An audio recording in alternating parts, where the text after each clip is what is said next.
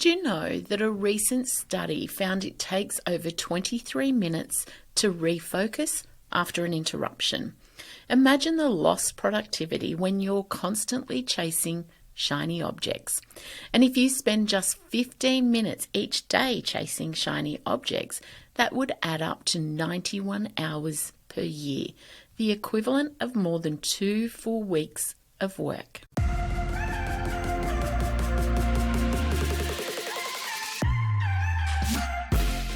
Welcome to Dollars and Dreams, the podcast designed to empower you to take control of your personal and business finance. You know, the very thought of money and finance can often send chills down your spine and stir up fear of the unknown. But let's change that narrative together. Through this podcast, my goal is to not only to provide you with useful information, but also to inspire and motivate you to take action towards your own financial goals. Let's rewrite your money story together. Well, hello and welcome to today's episode of Dollars and Dreams. Today's episode is about something that I see so many small business owners make the mistake of doing. And I personally have made this mistake so many times in my business, and it is something that I really struggled with, and it has cost me in terms of both money and time. And that is what is called shiny object syndrome. Really difficult to say when you are saying that regularly, so I'm just going to call it SOS for the rest of this podcast. Well, firstly, let's start with what is the shiny object syndrome. And it's a metaphor for us as business owners. We're constantly chasing that next shiny object, that next business that we can have or what we can put in place. And it is exciting. It's something new that we think our business can do. And it's something that catches our eye, which is why it's called the shiny object. So the shiny object syndrome, or SOS, is where as business owners we see something, we go, oh, I need to do that. My business could be really good at that.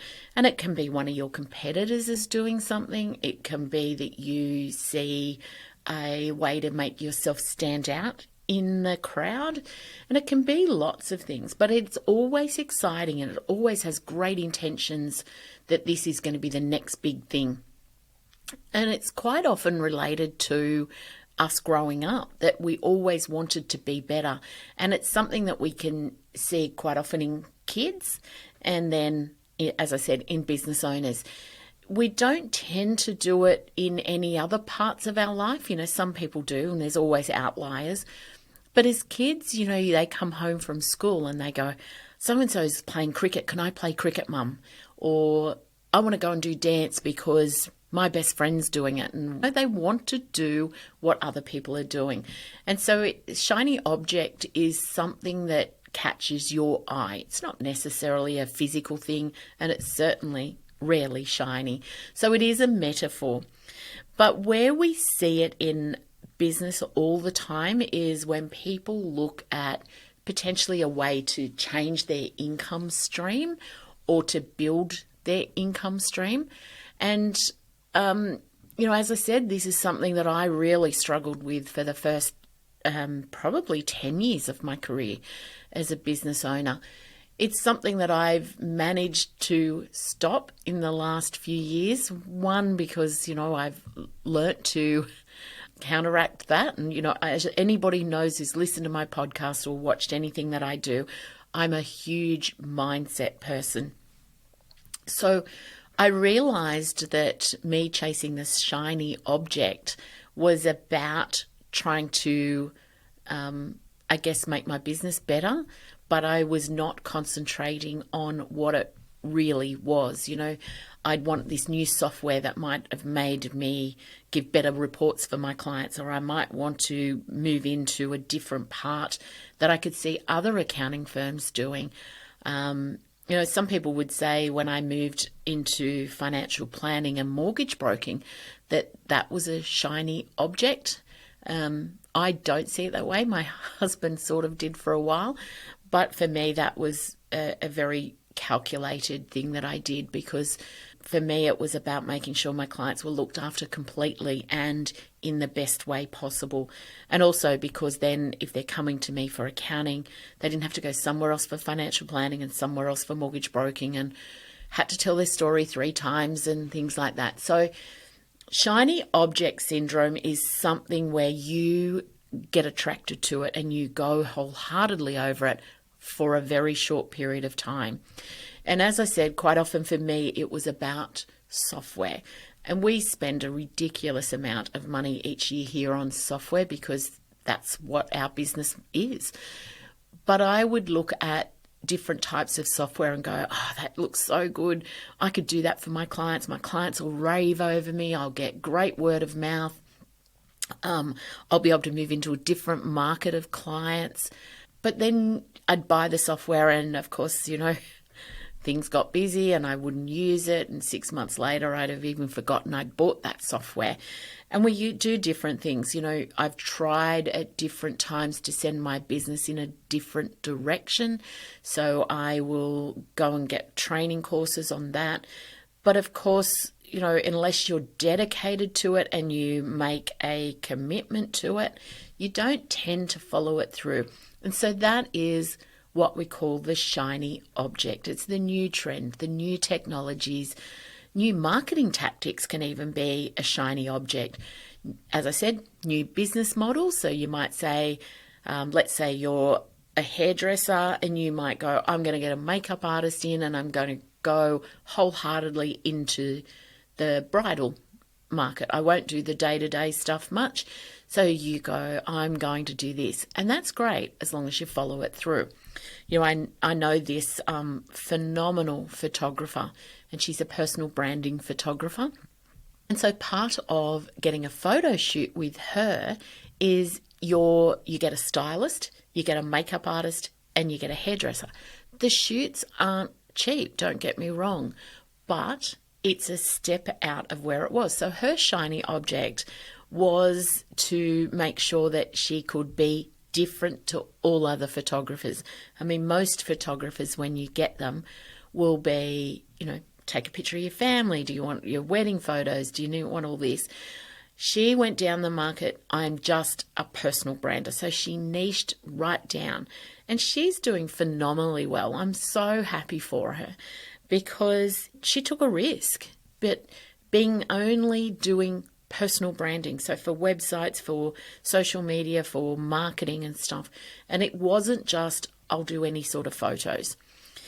But part of that is by getting a stylist, a hairdresser and a makeup artist in, it meant that who she was working with didn't have to try and find, get to the hairdresser first, then get to the makeup artist, go through their own wardrobe and work out what clothes they needed.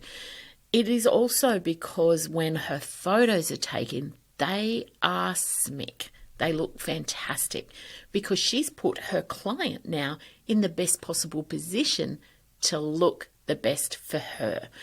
It's a great marketing tactic. It was a great niche market. She's worked really, really hard at it.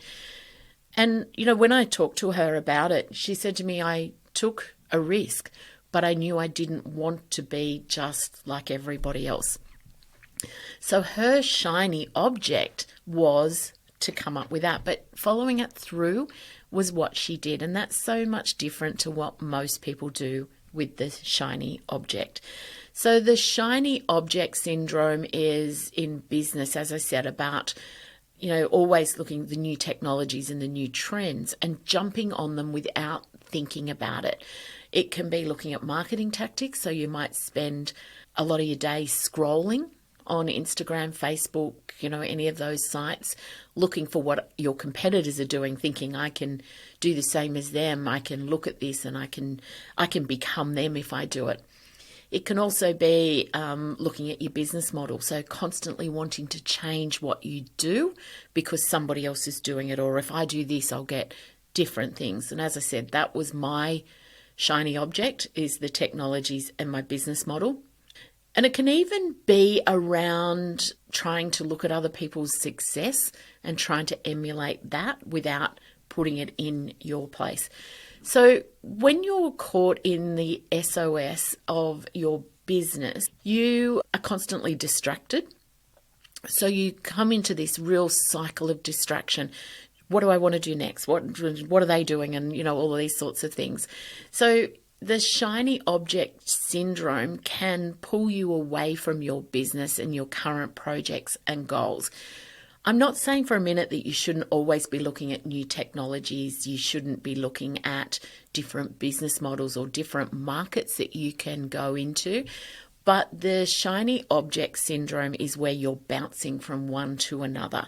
So it's not about looking at, what technology I can do.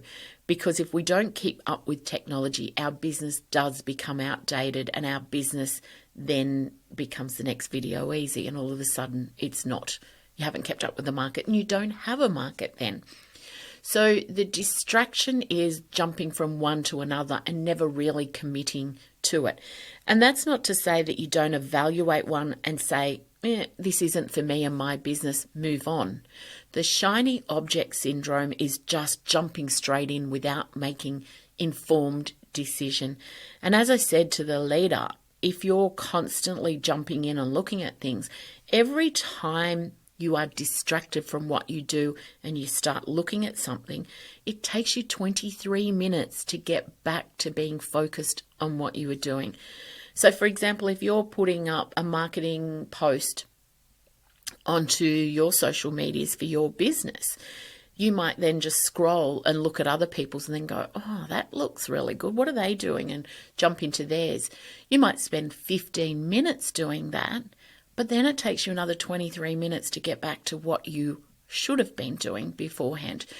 So looking at what is happening in the real world, looking at the technologies, looking at business models, looking at how you're marketing, that should be a task on its own, not a distraction. And I think that was the thing when I realized that I was getting caught in the shiny object syndrome, was I just go, right, I dedicate half an hour a day to having a look at what technologies are out there. So I get a ton of emails, can we book a call? I think my new product will be great for your business.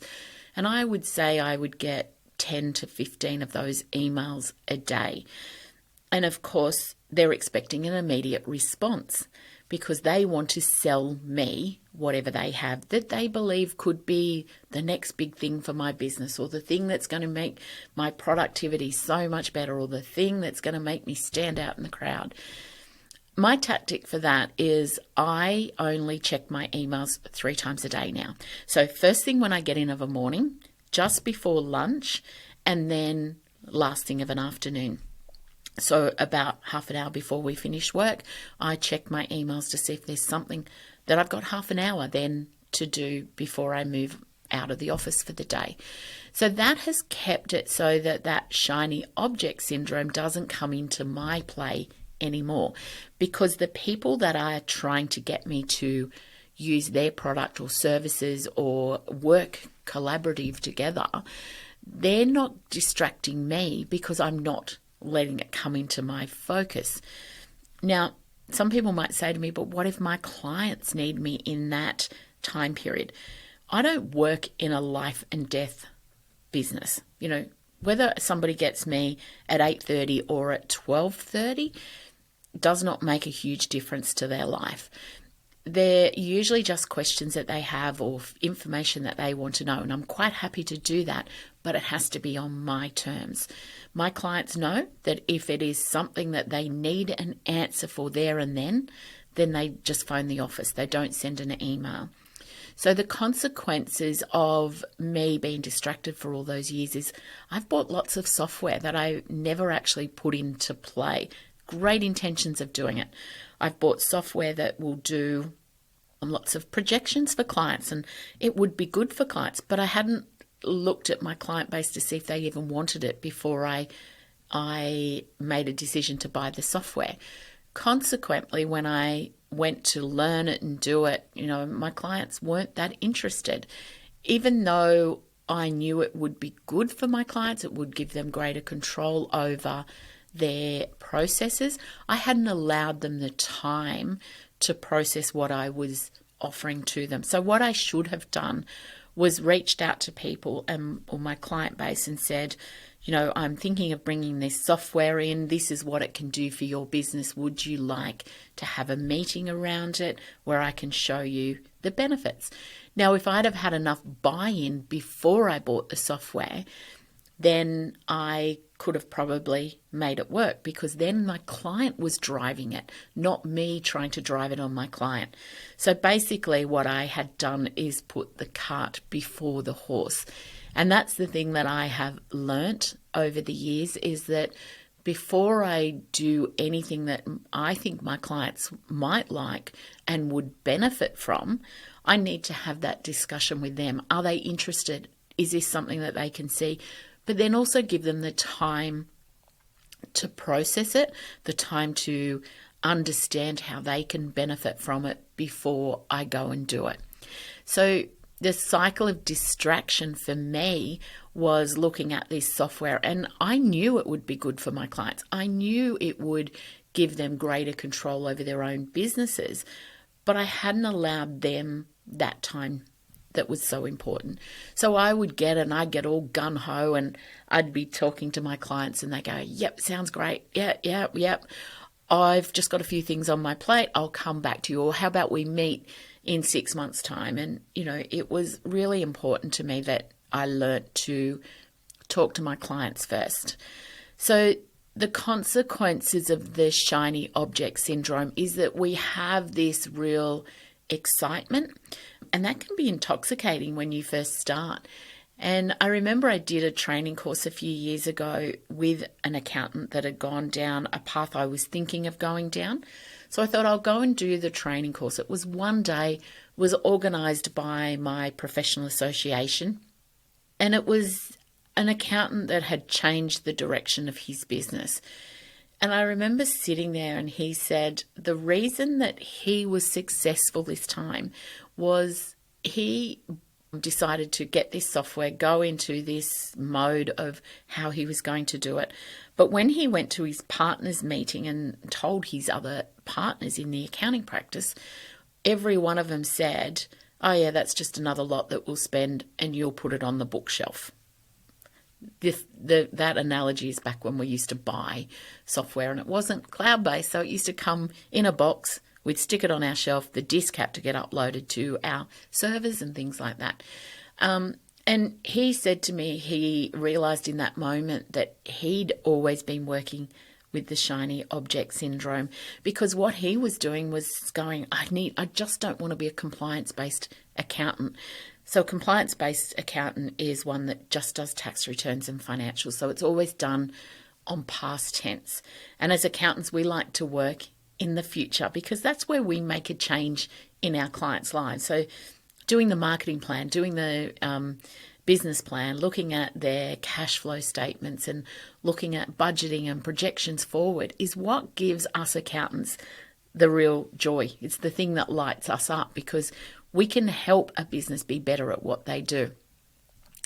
Most of us are compliance accountants and we just do tax returns, so we're always looking at the past tense. This is what your last financial year did. And so this guy said to us at the time, when his partners in the business said that to him, he realised that he'd had these epiphanies of what he wanted to do with his business, but it never came to fruition because you're constantly being dragged back in to doing the compliance work, because we have deadlines of when we have to get those done. So he said he made a determination statement to himself that this was not going to be the case. And he did it. He turned the business more into an advisory business than a compliance business. But he said there was a long path to get there. It was a long lot of client meetings and trying to work everything out. And so he made something because he decided that that shiny object syndrome was not going to be this case. And that is something that as business owners we need to be able to do, to stop and look at the things that are distracting us, that are leading us to unfinished projects, which is, a waste of resources. So whether that's your time, your money, or not being able to work on what generates income. It also leaves us with a feeling of being scattered and overwhelmed. And I always talk about businesses should give us 3 freedoms: financial freedom, time freedom, and mind freedom. And of course, the shiny object syndrome does take away from our financial freedom because we waste resources, either in our time, money in buying things, money in researching stuff, or lost productive time that we could have generated income. But it also takes away from our mind freedom because we are scattered. We are constantly like a hamster on a wheel, trying to get everything done as well as trying to look at these things. And of course, as I said, we get distracted. And then when we have to get back to what we're doing, we take 23 minutes to get back focused on what we should have been doing. So our productivity is impaired. We're constantly looking at what other people are doing and hoping that it works for us. And there's not to say that it won't work for you or whoever is looking at this, but you've got to do the research. And as I said, calendar block it. Put it in your calendar to look at these things that are the shiny object syndrome and dedicate that time so you're not interfering in everything. And one of the things that I do now when I'm doing courses, and I'm a constant learner, I love doing courses, looking at different things. The world has changed since I went into business, and my business needs to morph with the world that we live in. And so I'm constantly doing courses because I just have this real drive to understand. I could outsource some of these things, and I do outsource a lot of things, but I need to also know that I know what they're doing. I don't need to know the technicalities of what they're doing. So, for example, I've just started a course on SEO. I know nothing about SEO. Everybody tells me once you understand it, it's so easy. So, I want to be able to do SEO, and for those that don't know, that's search engine optimization. So it's where you'll get found when people type in business courses to be more profitable, for example. I want to come up in that search. And so I've decided to do this SEO course. Now, some people would say that's a shiny object that I'm chasing because I'm never going to do the SEO on my website or anything. But I'm doing it so that when I create blogs or when I create social posts or when I do those things, I understand the SEO of those things, because SEO is so much more than just your website. It is a big part of it, but my blogs should also, and my videos and everything, because the more I can get out to people, the better I can help people be better at their own business, because that's what I do on a day-to-day basis. Now, the way that I have counteracted this, as I said at the start of this podcast, I was very much a shiny object person before, and I'd buy a course and I'd go, I haven't got time to do it, blah, blah, blah. What I do now is I dedicate certain days of the week to certain things in my business. And it has been the biggest windfall I've had for productivity and achieving things. So I make it, Monday morning we do all of our staff meetings. So I have a meeting with my accounting team, my financial planning team, my mortgage broking team, and my marketing team. So that is, without fail, Monday morning, because what that does is it gives me the 30,000 feet view of my whole business. And as a business owner, you should have that 30,000 feet view of your business so that you don't have to micromanage it, but you've got to have a good understanding of how it's all working. It's where I ask them what their roadblocks are, what the things coming forward are going to be, what's on their calendar for their next week, what do I need to help them with. So that's my Monday morning. Monday afternoon, I do a lot of client appointments and things like that. But then what I've done is I've built into my week that I have one day a week. So my Wednesday is about my business, and that's the day I'm a CEO of my business. It's where I write my content for my courses, where I do my blogs, write my video scripts, look at what needs to be done. It's where I do my projections for my business. What does it look like? And it's where I allow myself to do the shiny object research. So that's the days that I might look at a course. I might reach out to some of the people who have put testimonials there, because, it's, as we know, things aren't always what they seem. So if there's a way that you can reach out to somebody who's already done that course, I believe you should. So I'll quite often contact whoever's doing the course, say, look, can see that. Could you please give me their contact details so that I can have a chat to them? Now, a red flag for me is when somebody actually says, oh no, we want to protect their privacy, we can't give you that. I will always say to them, that is fine. Could you give them my details and see if they are willing to have a chat? If they say no, I know that there is probably more to that testimonial and it's probably not as great. If they say, absolutely, I know that that's okay, or I will say to them, do you have a list of people that have said they're happy to be contacted? Because when I do a testimonial for somebody, I will actually say to them, I'm more than happy for you to pass on my name or number for anybody who wants further details. That says to them that they can pass that on, one, but two, it also gives that opportunity that that person can ask questions, not just go on, hey, this course was great, or this product was great, or this whatever was great. Because when I do a course now, I go, what was the 3 things that you found the most difficult with the course? Is it time? Is it the videos were too long? Is it the resources weren't there? Is it whatever it is? Because that gives me the forewarned is forearmed. I also like to talk to people when I'm doing something about using somebody as a service to make sure that they delivered on time.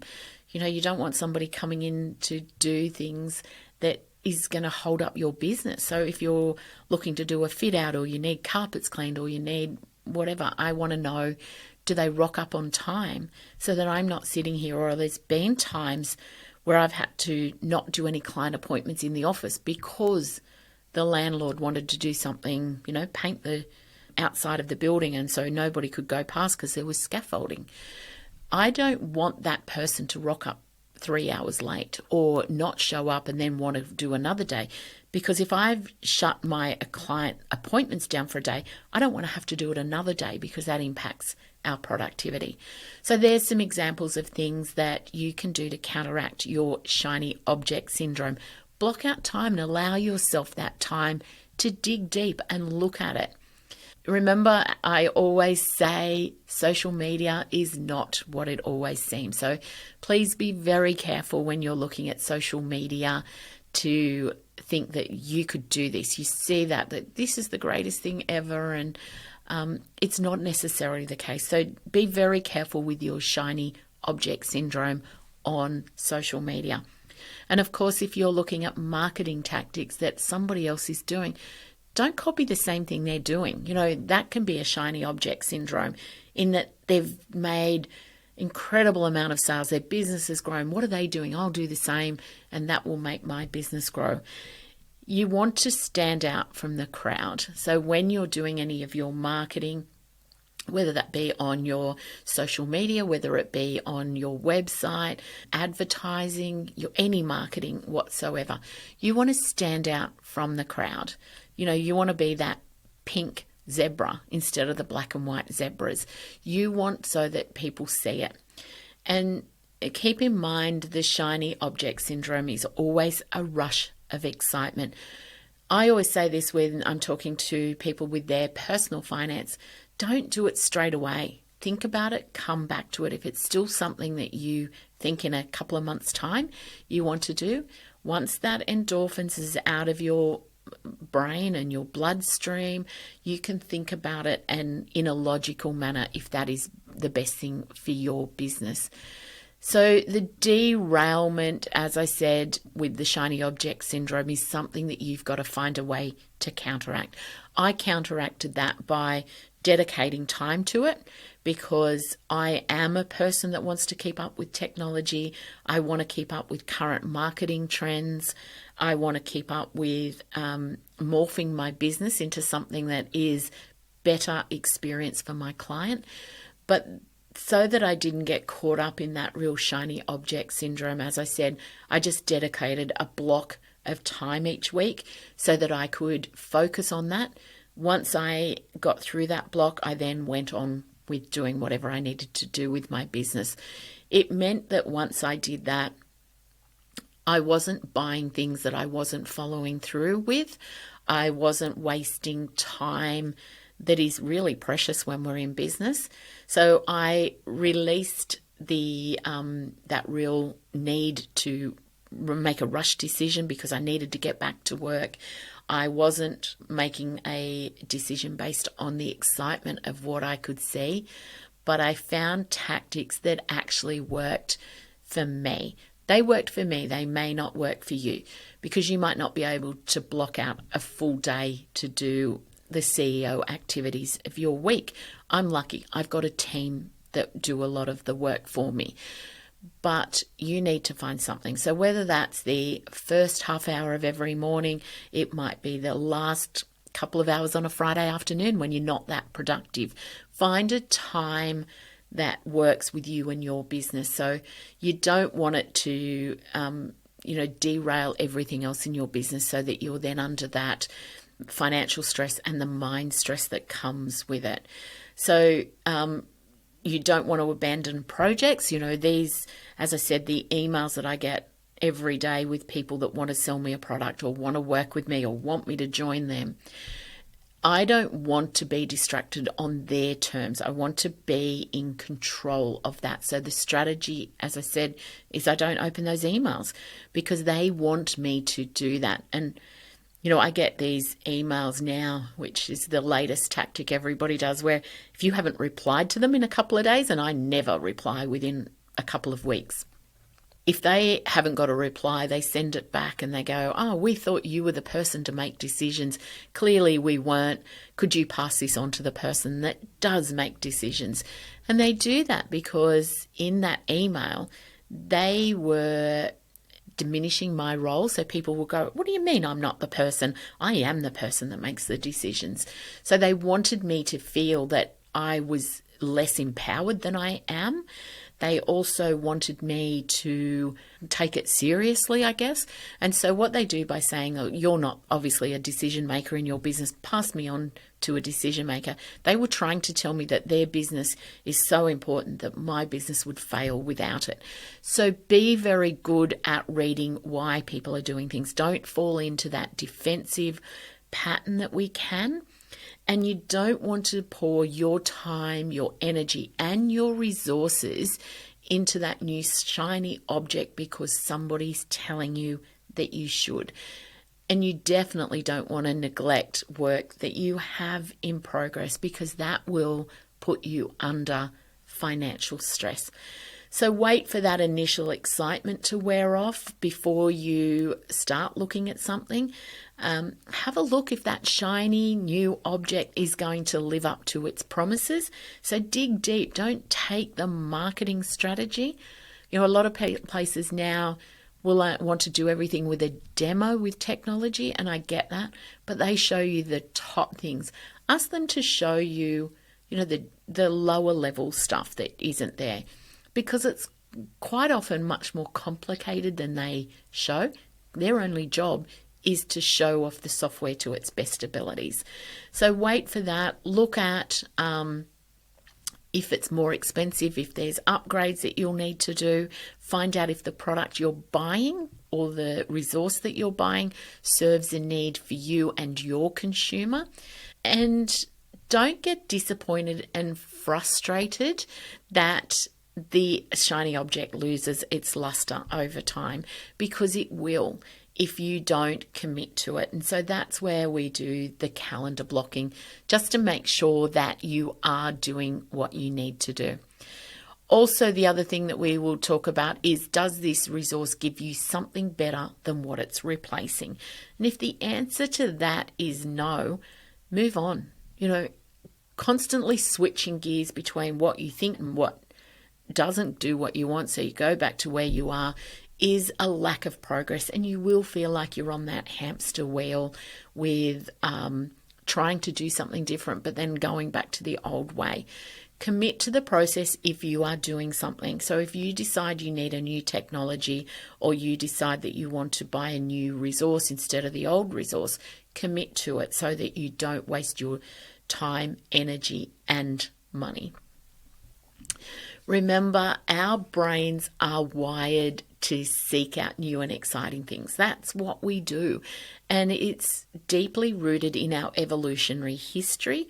And it signals that we want opportunities, or that we're potentially looking at dangers. So the danger that we would be looking at is that we're going to be taken over by a competitor, that we're going to lose our business to them. So we have that real fear or that danger that is, as I said, rooted in our evolutionary history. So don't constantly crave the next best thing or the new biggest thing. And we see that, even social media channels, we see that new ones come out, but then we don't hear of them again later on. So just be careful about that next big thing that quite often, as entrepreneurs and business owners, we are naturally risk takers and innovators, because that's what gets us into our own business instead of constantly working for somebody else. But keep that thought in your head that you do need to do your due diligence on something and commit to the whole process. So that's it for today. I want you to think about your next shiny object before you make the leap, or before you waste any time, so that you don't stunt your growth. And it's really important that as business owners, we constantly move forward, and you don't want to be shifting gears all the time. Of course, if you need any help with doing your business better, or looking at how you can manage your business better, why not come and join me in my new course, Business Growth Academy's Pathways to Profit. You'll get my support through Zoom calls, and where you can ask these things, where we can put it out to our community who are all in business just like you, and they can help you with your decision making so that you don't lose that momentum. We'll be your cheer squad from the sideline. So that's over on our website, jenrichardson.co. My course is starting very soon, so you need to jump on and register. I'm not going to say that I'm going to put the FOMO out there or anything else, but it is a course that will be run with live Zoom, so it's not something you can just jump into at any time. So if you want to be part of that, come over onto our website, jenrichardson.co. It's Pathways to Profit, and it's in my Business Growth Academy section on the website. I'll put the link wherever you're listening or watching this podcast so that you can get your business in a better shape, and you can get those 3 freedoms we always crave, which is financial, mind, and time. So thank you for joining me today. I look forward to seeing you next week, where we'll go over other things that will help you be better at your business. Don't forget to like and subscribe wherever you're watching this podcast or listening to this podcast, so that you get notified when I drop a new podcast. Thank you for joining me, and I'll see you next week.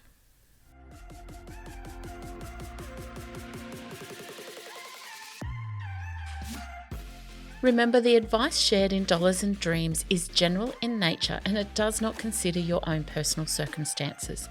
Dollars and Dreams is for educational purposes only and should not be relied upon to make investment or financial decisions.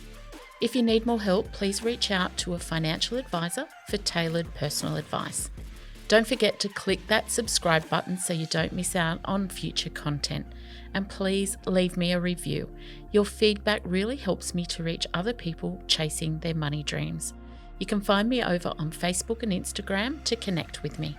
You will find the link in the bio, or head over to my website at jenrichardson.co, where you will find free content and learning tools.